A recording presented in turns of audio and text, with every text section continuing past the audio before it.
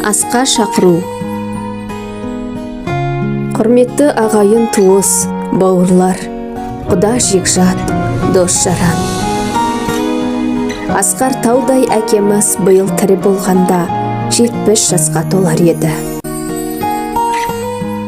Өкінішке орай сіздерді әкеміз Құлжабаев ғалым Нұрмолдаұлының қайтқанына 30 жылдық еске алу асына жайылған дастарханымызға шақырамыз. Өтетін орыны Алматы қаласы, Луганский көшесі 54/4 Ходжана Көктөбе мейрамханасында 24 қыркүйек күні 2022 жылы сағат 12:00-де басталады.